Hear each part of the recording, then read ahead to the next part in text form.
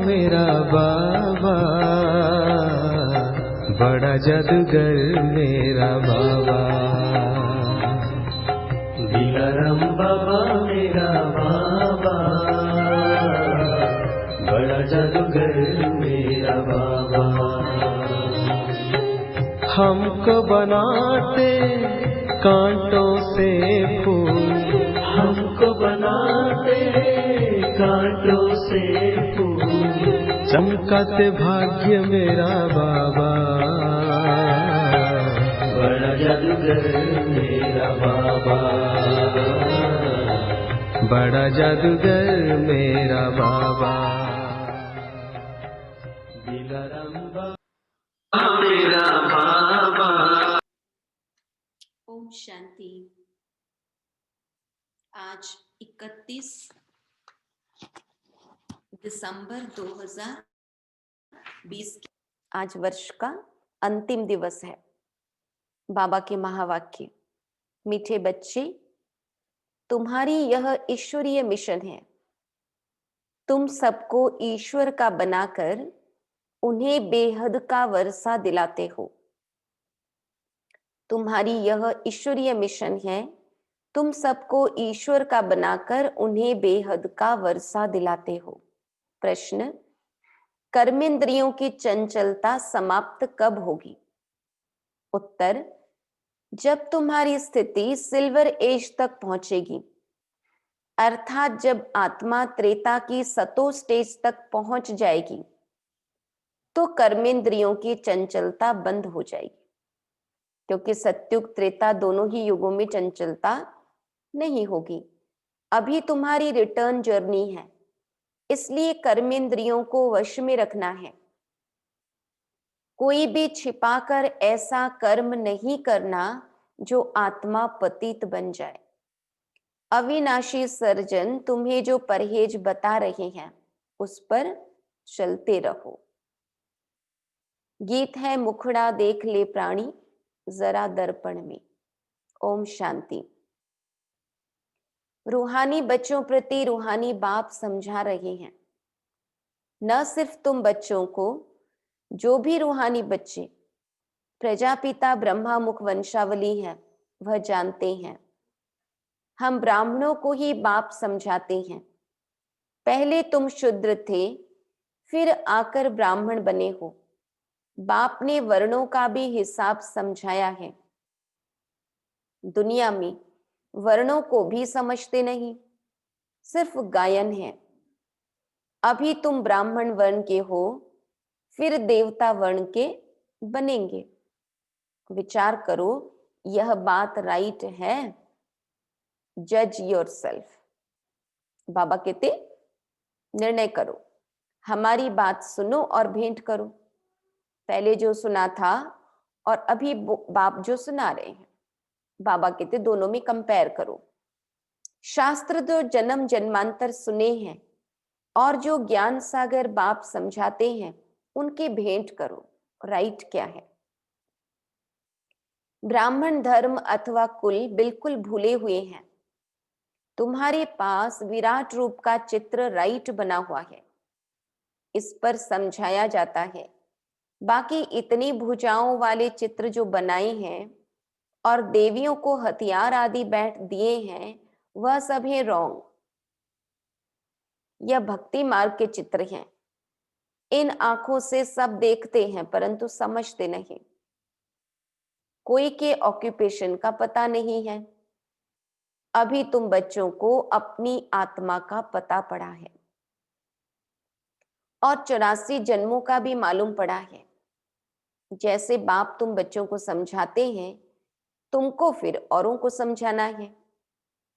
शिव बाबा तो सबके पास नहीं जाएंगे, जरूर बाप के मददगार चाहिए ना। इसलिए तुम्हारी है ईश्वरीय मिशन। तुम सबको ईश्वर का बनाते हो, समझाते हो। वह हम आत्माओं का बेहद का बाप है। उनसे बेहद का वर्षा मिलेगा। जैसे लौकिक बाप को याद किया जाता है, उनसे भी जास्ती पारलौकिक बाप को याद करना पड़े। लौकिक बाप तो अल्पकाल के लिए सुख देते हैं, बेहद का बाप बेहद का सुख देते हैं। यह सभी आत्माओं को ज्ञान मिलता है। अभी तुम जानते हो 3 बाप हैं, लौकिक, पारलौकिक और अलौकिक। बेहद का बाप अलौकिक बाप द्वारा तुमको समझा रहे हैं।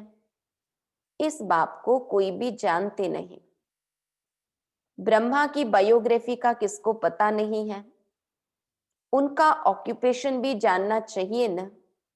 शिव की, श्री कृष्ण की महिमा गाते हैं, बाकी ब्रह्मा की महिमा कहाँ? निराकार बाप को तो जरूर मुख तो चाहिए न, जिससे अमृत दे। भक्ति मार्ग में बाप को कभी यथार्थ रीति याद नहीं कर सकते हैं, क्योंकि परिचय नहीं है। अभी तुम जानते हो, समझते हो शिव बाबा का रथ यह है। रथ को भी श्रृंगार करते हैं ना, जैसे मोहम्मद के घोड़े को भी सजाते हैं। तुम बच्चे कितना अच्छी रीति मनुष्यों को समझाते हो। तुम सभी की बड़ाई करते हो, बोलते हो तुम यह देवता थे, फिर 84 जन्म भोग तमो प्रधान बने हो, अब फिर सतो प्रधान बनना है, तो उसके लिए योग चाहिए। परंतु बड़ा मुश्किल कोई समझते हैं, समझ जाए तो खुशी का पारा चढ़े, समझाने वाले का तो और ही पारा चढ़ जाए। बेहद के बाप का परिचय देना कोई कम बात है क्या? बाबा कहते समझ नहीं सकते, कहते हैं यह कैसे हो सकता। बेहद के बाप की जीवन कहानी सुनाते हैं। अब बाप कहते हैं बच्चे पावन बनो। तुम पुकारते थे ना, हे पतित पावन आओ। गीता में भी मन मनाभव अक्षर है, परंतु उनकी समझानी कोई के पास है नहीं। बाप आत्मा का ज्ञान भी कितना क्लियर कर समझाते हैं। कोई शास्त्र में यह बातें हैं नहीं, बल कहते हैं आत्मा बिंदी है, भ्रुकुटी के बीच स्टार है, परंतु यथार्थ रीति किसी की बुद्धि में नहीं है, वह भी जानना पड़े। कलयुग में है ही अनराइटियस, सत्युग में है सब राइटियस। भक्ति मार्ग में मनुष्य समझते हैं यह सब ईश्वर से मिलने के रास्ते हैं, इसलिए तुम पहले फॉर्म भराते हो। यहां क्यों आए हो? इससे भी तुमको बेहद के बाप का परिचय देना है। पूछते हो आत्मा का बाप कौन? सर्वव्यापी कहने से तो कोई अर्थ ही नहीं निकलता। सबका बाप कौन? यह है मुख्य बात। अपने अपने घर में भी तुम समझा सकते हो। 1-2 मुख्य चित्र, सीढ़ी, त्रिमूर्ति, झाड़, ये बहुत जरूरी है। बाबा कहते झाड़ से सब धर्म वाले समझ सकते हैं कि हमारा धर्म कब शुरू हुआ। हम इस हिसाब से स्वर्ग में जा सकते हैं। जो आते ही पीछे हैं वह तो स्वर्ग में जा न सके, बाकी शांति धाम में जा सकेंगे। झाड़ से भी बहुत क्लियर होता है। जो जो धर्म पीछे आए हैं उन्हों की आत्माएं जरूर ऊपर में जाए विराजमान होंगी। तुम्हारी बुद्धि में सारा फाउंडेशन लगाया जाता है।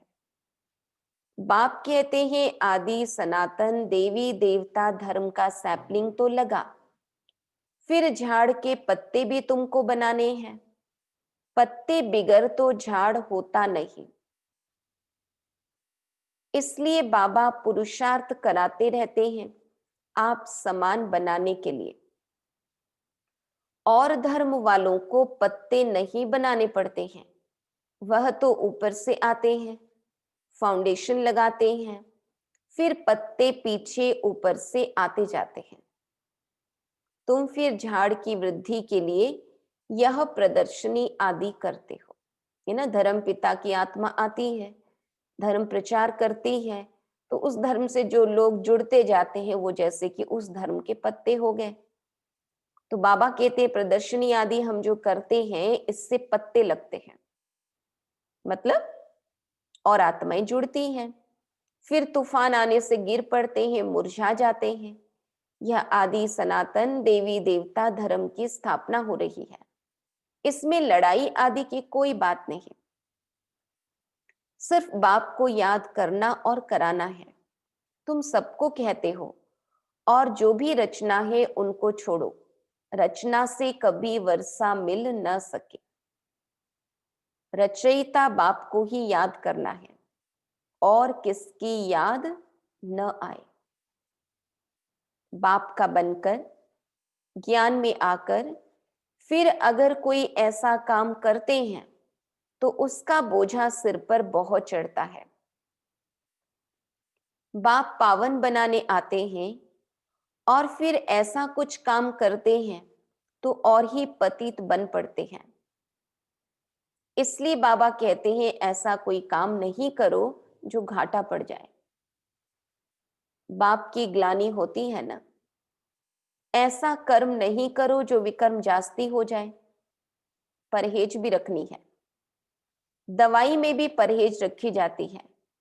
डॉक्टर कहे या खटाई आदि नहीं खाना है तो मानना चाहिए। कर्मेंद्रियों को वश करना पड़ता है। अगर छिपाकर खाते रहेंगे तो फिर दवाई का असर नहीं होगा, है ना। जैसे होम्योपैथी लेते हैं तो स्पेशली वो खटाई खाने के लिए मना करते हैं। अगर दवाई भी ले रहे हैं, खटाई भी खा रहे हैं, तो दवाई का जो असर होना चाहिए वो नहीं होगा। इसको कहा जाता है आसक्ति, है ना। डॉक्टर ने कहा छोड़ने के लिए, पर फिर भी हमको खाने की इच्छा होती है और हम खा लेते। बाबा कहते इसको कहते हैं आसक्ति। बाप भी शिक्षा देते हैं यह नहीं करो। सर्जन है ना, लिखते हैं बाबा मन में संकल्प बहुत आते हैं, खबरदार रहना है। बाबा क्या कहते, खबरदार रहना है। गंदे स्वप्न, मनसा में संकल्प आदि बहुत आएंगे, इनसे डरना नहीं है। सत्युग त्रेता में यह बातें होती नहीं। तुम जितना आगे नजदीक होते जाएंगे, सिल्वर एज तक पहुंचेंगे, तब कर्मेंद्रियों की चंचलता बंद हो जाएंगी, कर्मेंद्रियां वश हो जाएंगी। सत्युग त्रेता में वश थी न, जब उस त्रेता की अवस्था तक आओ तब वश होंगी। फिर सत्युग की अवस्था में आएंगे तो सतो प्रधान बन जाएंगे, फिर सब कर्मेंद्रियां पूरी वश हो जाएंगी। जब आत्मा की सतो प्रधान स्थिति बन जाएगी। कर्मेंद्रियां वश थी न, नई बात थोड़ी है। आज कर्मेंद्रियों के वश हैं, कल फिर पुरुषार्थ कर कर्मेंद्रियों को वश कर लेते हैं। वह तो 84 जन्मों में उतरते आए हैं, अभी रिटर्न जर्नी है। सबको सतो प्रधान अवस्था में जाना है। अपना चार्ट देखना है, हमने कितने पाप कितने पुण्य किए हैं। बाप को याद करते करते आयरन एज से सिल्वर एज तक पहुंच जाएंगे तो कर्मेंद्रियां वश हो जाएंगी। फिर तुमको महसूस होगा अभी कोई तूफान नहीं आते हैं, वह भी अवस्था आएगी। फिर गोल्डन एज में चले जाएंगे। मेहनत कर पावन बनने से खुशी का पारा भी चढ़ेगा। जो भी आते हैं उनको समझाना है कैसे तुमने 84 जन्म लिए हैं। जिसने 84 जन्म लिए हैं, बाबा कहते वही समझेंगे। कहेंगे अब बाप को याद कर मालिक बनना है। 84 जन्म नहीं समझते हो तो शायद राजाई के मालिक नहीं बने होंगे। हम तो हिम्मत दिलाते हैं, अच्छी बात सुनाते हैं, तुम नीचे गिर पड़ते हो। जिसने 84 जन्म लिए होंगे उनको झट स्मृति आएगी। बाप कहते हैं तुम शांति धाम में पवित्र तो थे न, अब फिर तुमको शांति धाम सुख धाम में जाने का रास्ता बताते हैं। और कोई भी रास्ता बता न सके। शांति धाम में भी पावन आत्माएं ही जा सकेंगी। जितना खाद निकलती जाएगी उतना ऊंच पद मिलेगा। जो जितना पुरुषार्थ करे, हर एक के पुरुषार्थ को तो तुम देख रहे हो। बाबा भी बहुत अच्छी मदद करता है। यह तो जैसे पुराना बच्चा है। तो बाबा कहते जो भी आते हैं उनको समझाना है कैसे तुमने 84 जन्म लिए हैं।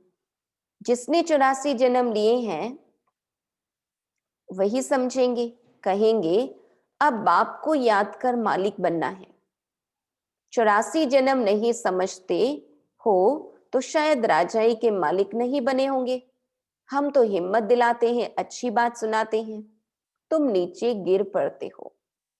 जिसने 84 जन्म लिए होंगे उनको झट स्मृति आएगी। बाप कहते हैं तुम शांति धाम में पवित्र तो थे ना, अब फिर तुमको शांति धाम सुख धाम में जाने का रास्ता बताते हैं। और कोई भी रास्ता बता न सके। शांति धाम में भी पावन आत्माएं ही जा सकेंगी। जितना खाद निकलती जाएगी उतना ऊंच पद मिलेगा। जो जितना पुरुषार्थ करे, हर एक के पुरुषार्थ को तो तुम देख रहे हो। बाबा भी बहुत अच्छी मदद करता है। यह तो जैसे पुराना बच्चा है। हर एक की नब्ज को समझते हो ना।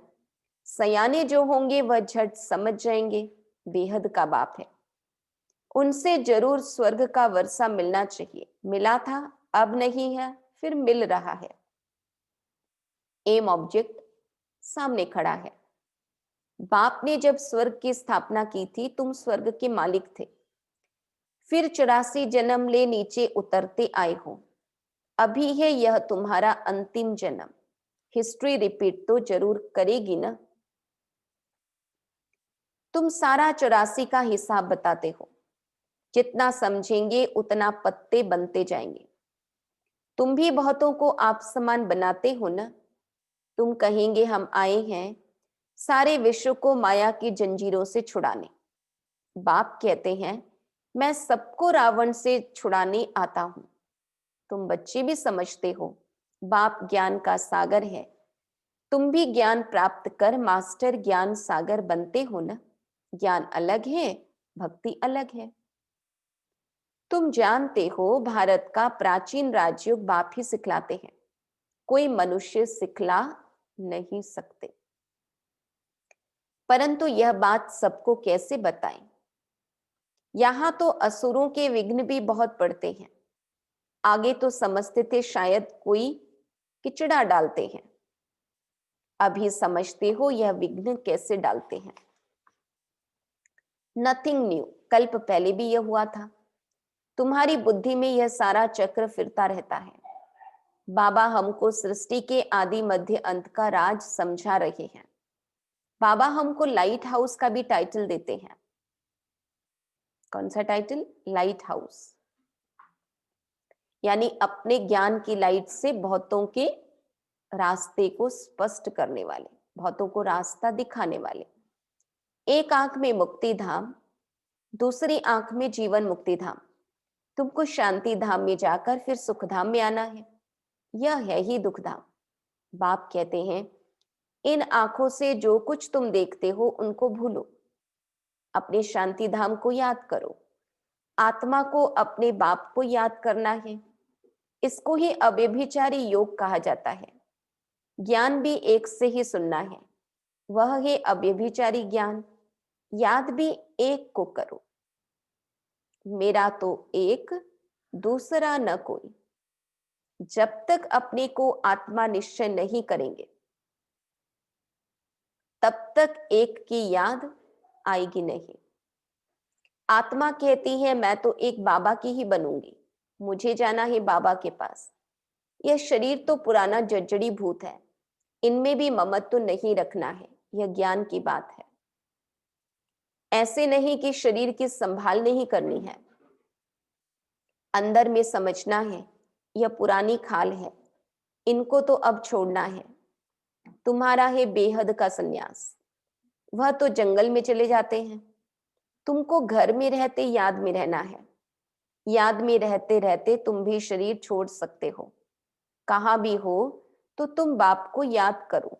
याद में रहेंगे, स्वदर्शन चक्रधारी बनेंगे तो कहाँ भी रहते तुम ऊंच पद पालेंगे।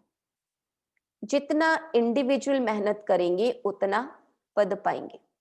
माना व्यक्तिगत रूप से जितनी मेहनत करेंगे उतना उच्च पद पाएंगे। घर में रहते भी याद की यात्रा में रहना है। अभी फाइनल रिजल्ट में थोड़ा टाइम पड़ा है, फिर नई दुनिया भी तैयार चाहिए ना। अभी कर्मातीत अवस्था हो जाए तो सूक्ष्म वतन में रहना पड़े। जैसे ब्रह्मा बाबा हैं, परंतु बाबा कहते ड्रामा में अंत में ही बनने का पाठ है। सूक्ष्म वतन में रहकर भी फिर जन्म लेना पड़ता है। आगे चलकर तुमको सब साक्षात्कार होगा। अच्छा, मीठे मीठे सिक्की लधे बच्चों प्रति माता पिता बाप दादा का याद प्यार और गुड मॉर्निंग। रूहानी बाप की रूहानी बच्चों को नमस्ते। हम रूहानी बच्चों की रूहानी बाप दादा को याद प्यार गुड मॉर्निंग नमस्ते नमस्ते नमस्ते। धारणा के लिए मुख्य सार, एक बाप से ही सुनना है, एक की ही अव्यभिचारी याद में रहना है। इस शरीर की संभाल रखनी है, लेकिन ममत्व नहीं रखना है। बाप ने जो परहेज बताई है उसे पूरा पालन करना है। कोई भी ऐसा कर्म नहीं करना है जो बाप की ग्लानि हो, पाप का खाता बने। अपने को घाटे में नहीं डालना है। वरदान, अपनी विशाल बुद्धि रूपी तिजोरी द्वारा ज्ञान रत्नों का दान करने वाले महादानी भव। बुद्धि सभी कर्मेंद्रियों में शिरोमणि गाई हुई है। जो विशाल बुद्धि अर्थात जिनकी बुद्धि सालिम है, उनका मस्तक सदा चमकता है, क्योंकि बुद्धि रूपी तिजोरी में सारा ज्ञान भरा हुआ है। वे अपनी बुद्धि रूपी तिजोरी से ज्ञान रत्नों का दान कर महादानी बन जाते हैं। तुम बुद्धि को सदा ज्ञान का भोजन देते रहो। बुद्धि अगर ज्ञान बल से भरपूर है तो प्रकृति को भी योग बल से ठीक कर लेती है, यानी शरीर को। सर्वोत्तम बुद्धि वाले संपूर्ण ज्ञान से सर्वोत्तम कमाई कर वैकुंठ की बादशाही प्राप्त करते हैं। अपनी विशाल बुद्धि रूपी तिजोरी द्वारा ज्ञान रत्नों का दान करने वाले महादानी भव। श्लोगन, शक्ति स्वरूप स्थिति का अनुभव करना है तो संकल्पों की गति को धैर्यवत बनाओ। यानी संकल्प बहुत तेज नहीं चले, संकल्पों की गति भी बहुत धीमी हो। ओम शांति।